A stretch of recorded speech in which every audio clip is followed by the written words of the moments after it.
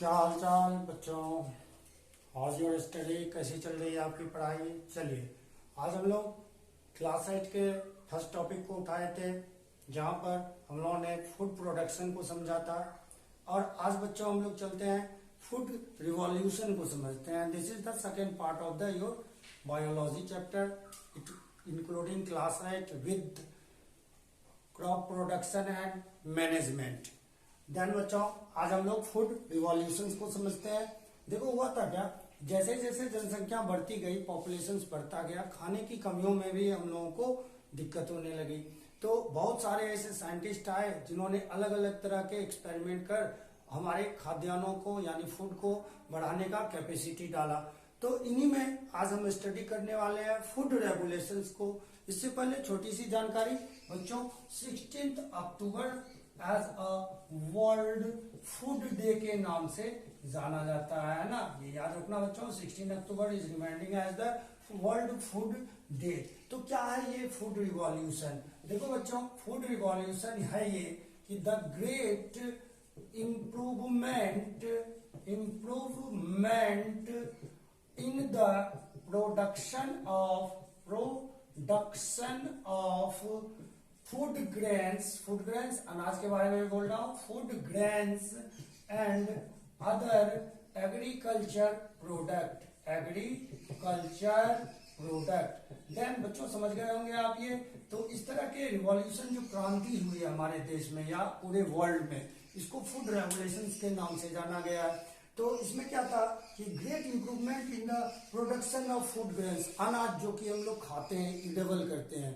तो अनाज के प्रोडक्शन में बढ़ने का जो ये कैपेसिटी था, बढ़ाने का जो ये साइंटिस्ट के द्वारा प्रयोग था, वो फूड रेगुलेशंस को लाया।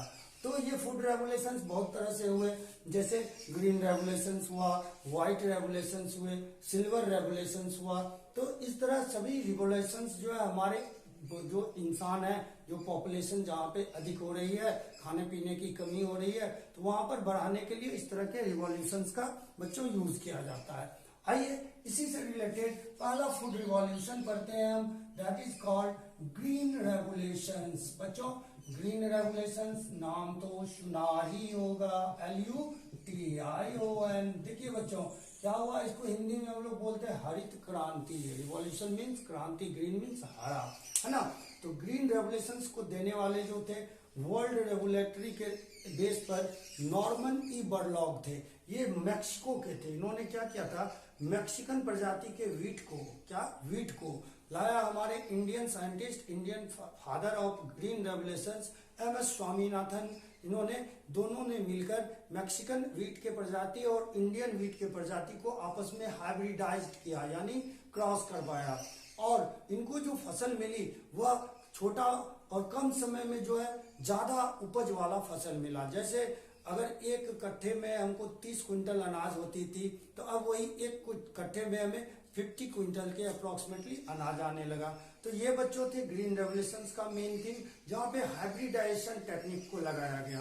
तो दैट्स व्हाई ग्रीन रेवोल्यूशंस को अगर हम डिफाइन करें तो it is defined as the great improvement in the production of food grain. कैसा फूड ग्रेन? व्हीट के बारे में है ना, फूड ग्रेन। तो फूड ग्रेन में भी बच्चों याद रखना green revolutions including the wheat के लिए। तो the great improvement in the production of food grain and other agriculture product in the period of 1960 to 80, 1960 से 80 के बीच, है ना, बहुत सारा इंप्रूवमेंट हुआ फूड ग्रेन्स को लेकर, एग्रीकल्चर प्रोडक्ट्स को लेकर। तो इस तरह के 19 to 60 is described as green revolution in Indian agriculture. देखो बच्चों क्या था कल्चर, देखो था क्या कि बहुत सारे ऐसे ग्रेट इंप्रूवमेंट हुए। जबकि वीट की जो प्रजाति मैंने बतलाया था कि मैक्सिकन एक प्रजाति थी वीट की, और उसको इंडियन के वीट के प्रजाति के साथ जो है मनाया गया, हाइब्रिडाइज्ड कराया गया, और हाइब्रिडाइज्ड करने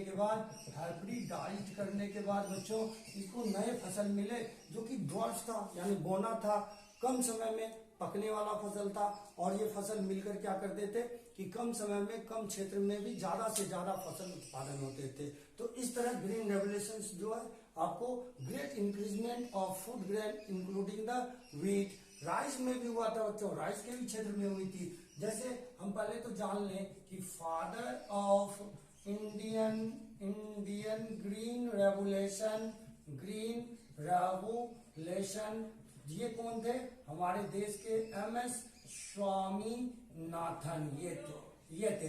तो चलिए इंडियन फादर के अलावा जो है हमारे पास जो है ये जो नेक्स्ट जो है हमारे वर्ल्ड वाइड जो फादर है, world wide father of agriculture, that means green revolutions is Norman E Borlaug. ये थे हमारे ग्रीन रेवोल्यूशंस ऑफ वर्ल्ड, और इंडियन फादर थे MS स्वामीनाथन।